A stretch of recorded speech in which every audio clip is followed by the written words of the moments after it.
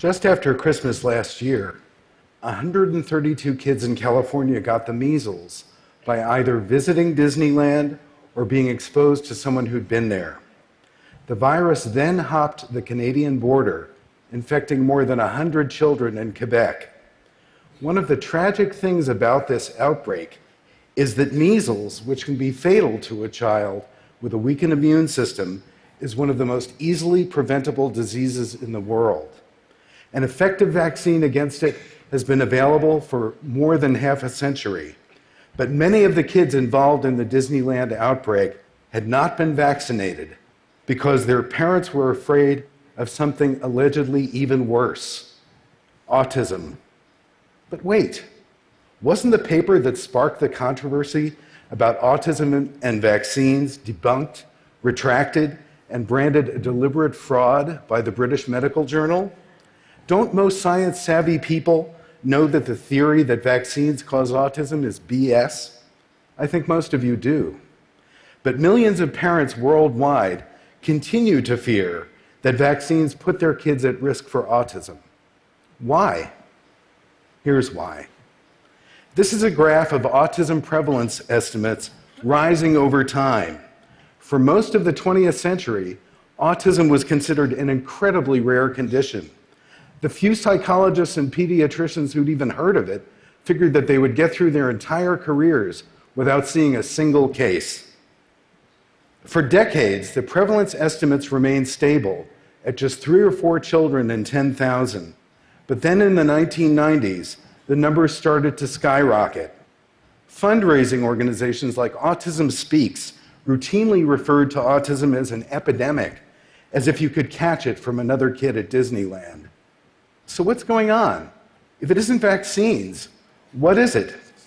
If you ask the folks down at the Centers for Disease Control in Atlanta what's going on, they tend to rely on phrases like broadened diagnostic criteria and better case finding to explain these rising numbers. But that kind of language doesn't do much to allay the fears of a young mother who is searching her 2-year-old's face for eye contact. If the diagnostic criteria had to be broadened, why were they so narrow in the first place? Why were cases of autism so hard to find before the 1990s? 5 years ago, I decided to try to uncover the answers to these questions. I learned that what happened has less to do with the slow and cautious progress of science than it does with the seductive power of storytelling. For most of the 20th century, clinicians told one story about what autism is and how it was discovered. But that story turned out to be wrong, and the consequences of it are having a devastating impact on global public health. There was a second, more accurate story of autism, which had been lost and forgotten in obscure corners of the clinical literature. This second story tells us everything about how we got here and where we need to go next. The first story starts with a child psychiatrist at Johns Hopkins Hospital named Leo Kanner. In 1943, Kanner published a paper describing 11 young patients who seemed to inhabit private worlds, ignoring the people around them, even their own parents. They could amuse themselves for hours by flapping their hands in front of their faces, but they were panicked by little things like their favorite toy being moved from its usual place without their knowledge. Based on the patients who were brought to his clinic, Kanner speculated that autism is very rare. By the 1950s, as the world's leading authority on the subject, he declared that he had seen less than 150 true cases of his syndrome while fielding referrals from as far away as South Africa. That's actually not surprising, because Kanner's criteria for diagnosing autism were incredibly selective. For example, he discouraged giving the diagnosis to children who had seizures, but now we know that epilepsy is very common in autism. He once bragged that he had turned 9 out of 10 kids referred to his office as autistic by other clinicians without giving them an autism diagnosis. Kanner was a smart guy, but a number of his theories didn't pan out. He classified autism as a form of infantile psychosis caused by cold and unaffectionate parents. These children, he said, had been kept neatly in a refrigerator that didn't defrost. At the same time, however, Connor noticed that some of his young patients had special abilities that clustered in certain areas, like music, math, and memory. One boy in his clinic could distinguish between 18 symphonies before he turned 2. When his mother put on one of his favorite records, he would correctly declare, "Beethoven." But Connor took a dim view of these abilities, claiming that the kids were just regurgitating things they'd heard their pompous parents say, desperate to earn their approval. As a result, autism became a source of shame and stigma for families, and 2 generations of autistic children were shipped off to institutions for their own good, becoming invisible to the world at large. Amazingly, it wasn't until the 1970s that researchers began to test Connor's theory that autism was rare. Lorna Wing was a cognitive psychologist in London who thought that Connor's theories of refrigerator parenting were bloody stupid, as she told me. She and her husband John were warm and affectionate people, and they had a profoundly autistic daughter named Susie. Lorna and John knew how hard it was to raise a child like Susie without support services, special education, and the other resources that are out of reach without a diagnosis. To make the case to the National Health Service that more resources were needed for autistic children and their families, Lorna and her colleague Judith Gould decided to do something that should have been done 30 years earlier. They undertook a study of autism prevalence in the general population. They pounded the pavement in a London suburb called Camberwell to try to find autistic children in the community. What they saw made clear that Connor's model was way too narrow, while the reality of autism was much more colorful and diverse.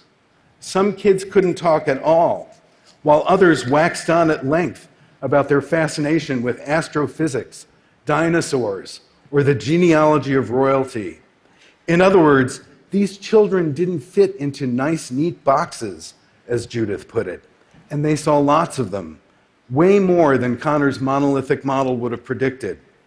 At first, they were at a loss to make sense of their data. How had no one noticed these children before?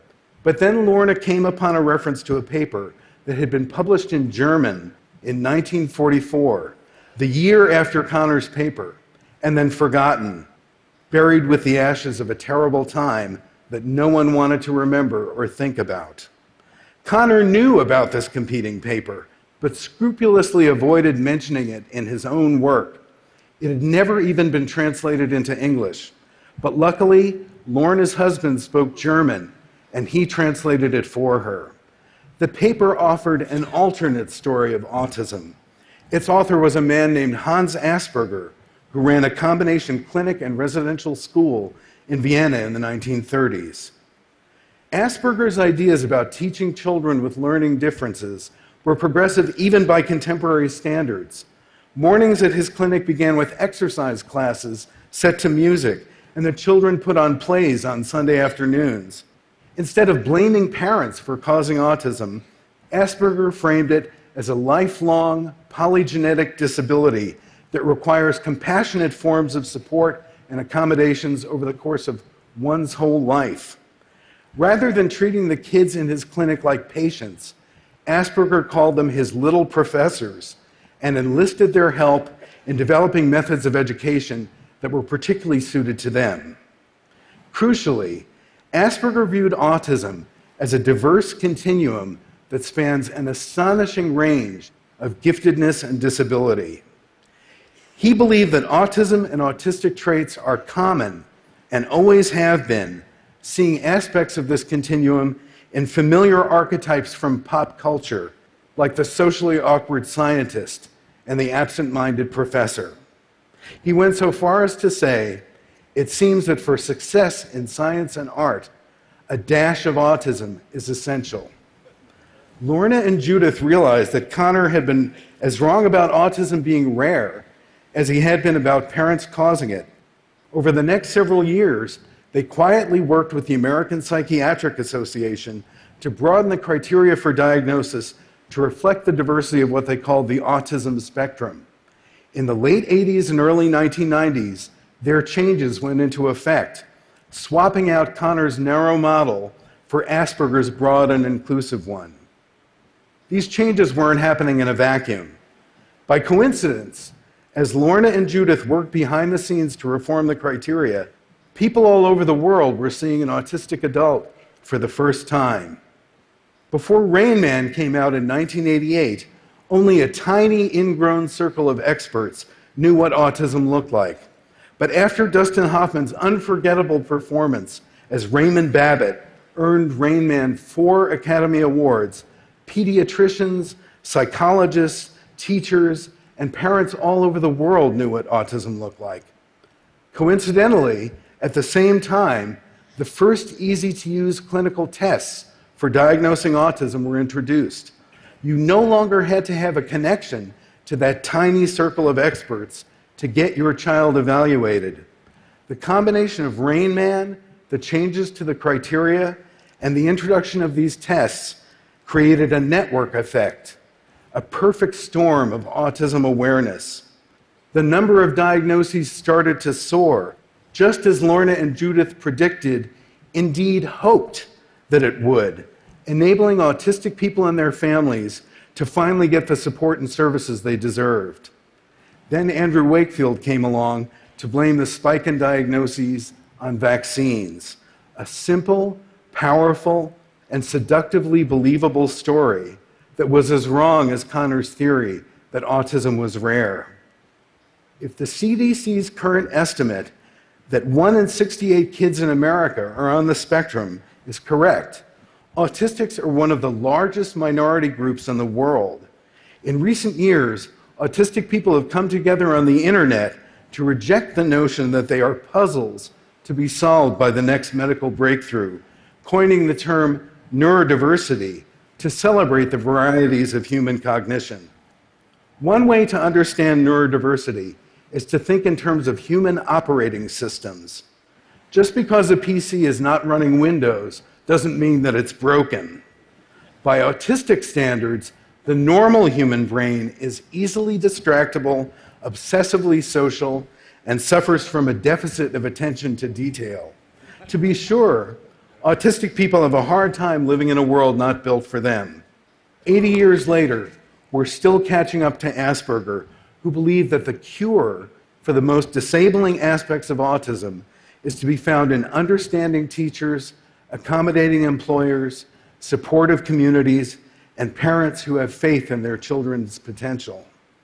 An autistic woman named Zosha Zaks once said, "We need all hands on deck to right the ship of humanity.